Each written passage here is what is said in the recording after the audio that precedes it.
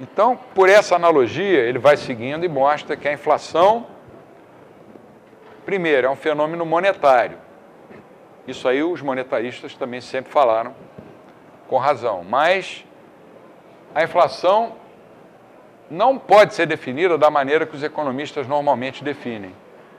Você vê como a vida muda. Meu primeiro livro foi um livro de macroeconomia e política macroeconômica, publicado em 1984 pelo IBMEC.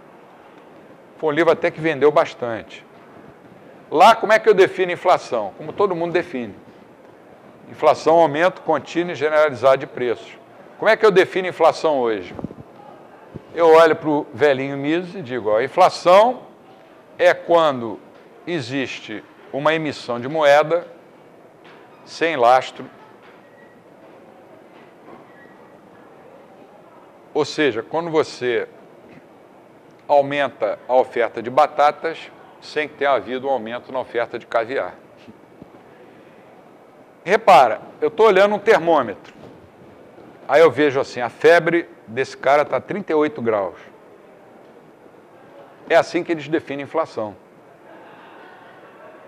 Eles olham para o termômetro e dizem, os preços subiram de um mês para o outro 2%. Isso não é a causa, isso não é a inflação, isso é o efeito. É a mesma coisa que você dizer, esse sujeito está gripado. Por que ele está com 38 graus de febre? Ah, porque no sábado ele tomou um vento gelado nas costas. A definição de inflação dos austríacos vai na causa. Não vai ficar só olhando para o termômetro, vai dizer, não, esse cara está com 38. Isso é a manifestação da inflação. Mas a inflação já começou lá no sábado, quando ele tomou o vento gelado nas costas. Quando o governo emite moeda mais do que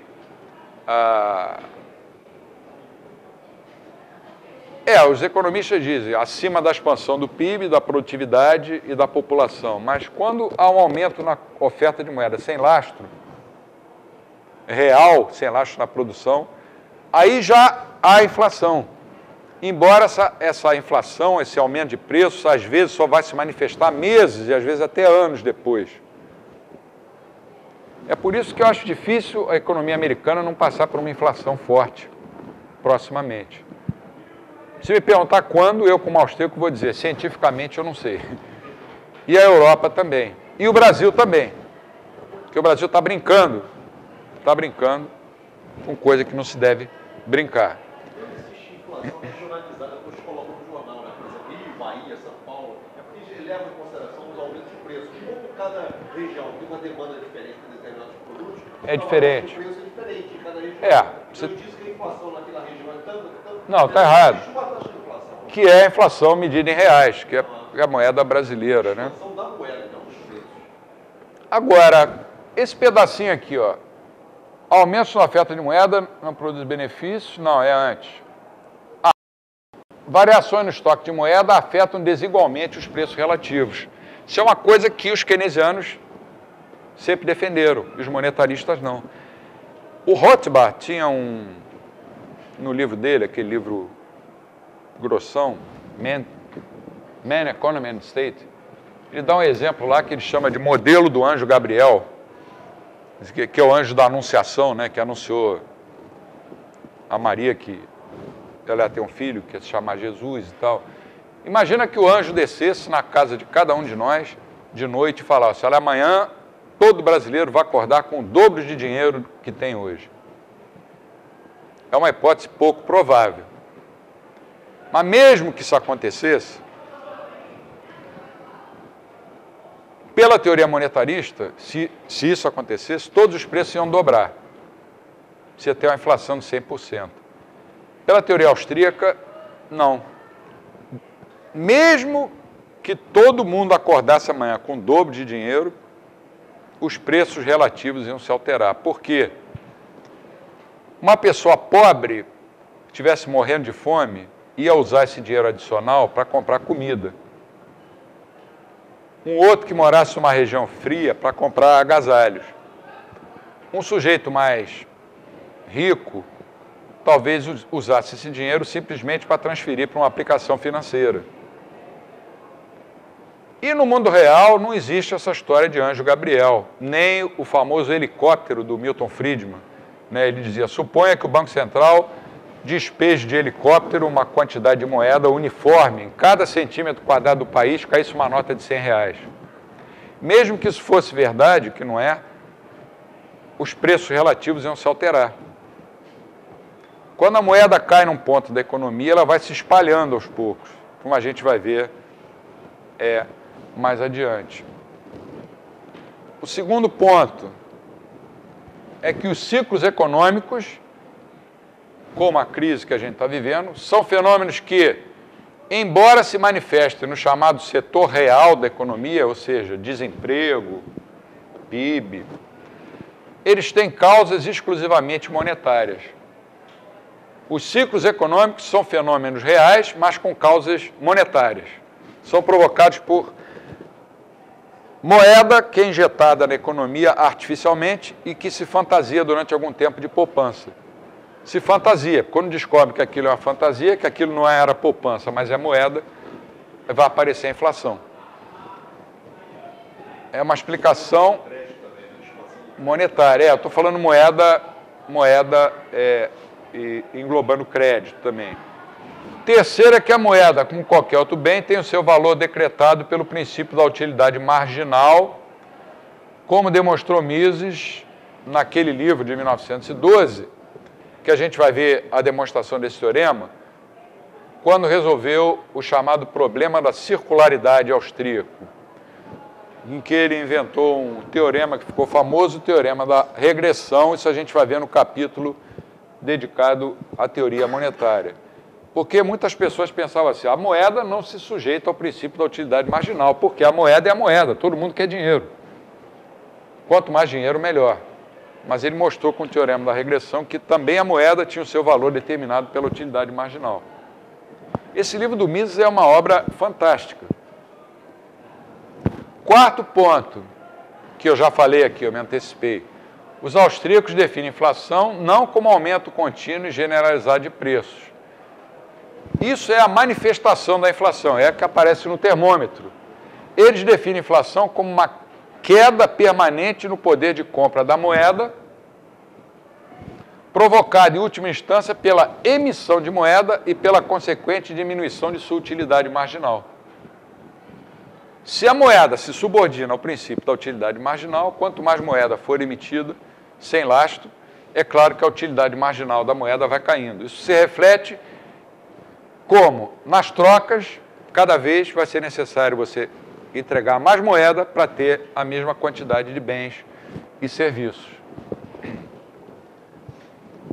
O quinto ponto, e último, é que a moeda do sistema monetário é uma ordem espontânea, como a gente já viu também hoje. Um fenômeno que está permanentemente passando por evoluções resultantes da ação humana, mas não de qualquer planejamento. Como eu coloquei a pergunta no início da aula, como vai ser o sistema monetário daqui a 30 anos? Não sabemos. Finalmente, a teoria dos ciclos econômicos.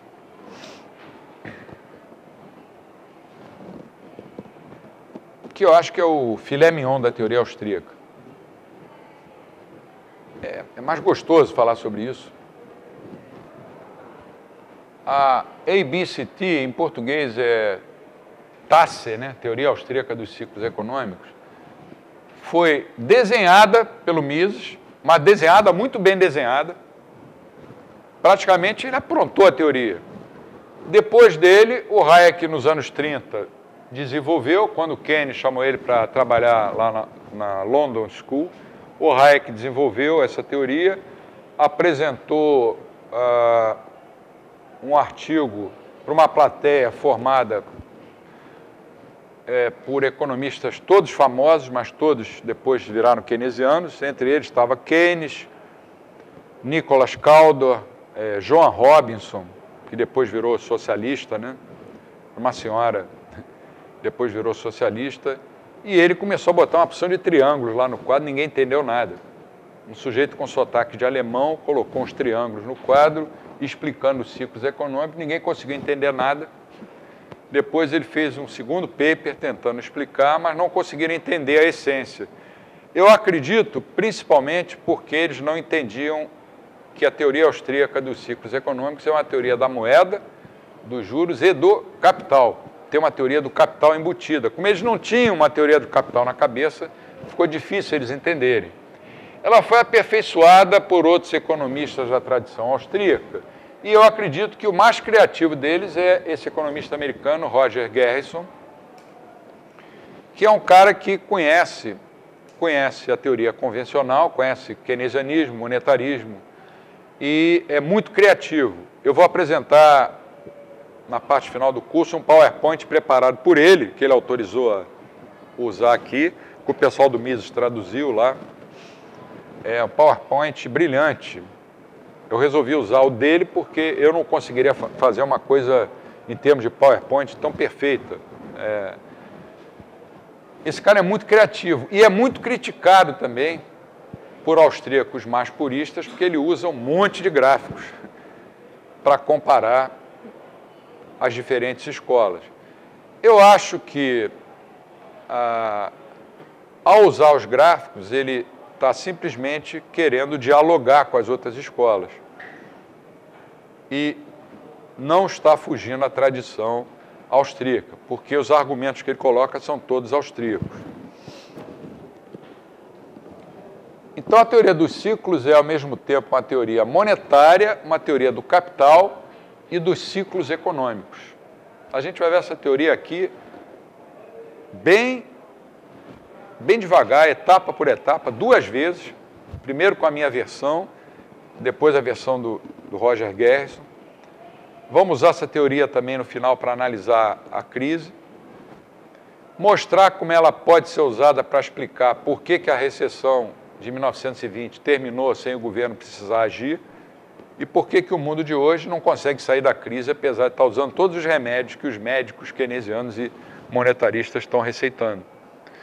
Ela mostra como a emissão de moeda produz um efeito ilusório de diminuir a taxa de juros e, inicialmente, iludir os agentes, porque eles acreditam que se trata de poupança, mais poupança, quando, na verdade, não é poupança, são papéis pintados com a cara do George Washington. Ou, no caso brasileiro, com um passarinho, que eu não sei qual é esse aqui, uma nota de R$5, um passarinho, aqui você tem uma onça, tem uma cegonha. Você olha para uma moeda num país para ver o grau de seriedade das autoridades monetárias desse país. Quando eu era criança, as notas eram Pedro Álvares Cabral, Dom Pedro I, Dom Pedro II, Princesa Isabel, figuras ilustres da história. Depois, com aqueles planos cruzados, faltou gente. Aí começaram a botar escritores, tudo bem, tem nada contra escritores. Cecília Meirelles apareceu numa nota. No final já estavam botando um gaúcho, uma baiana.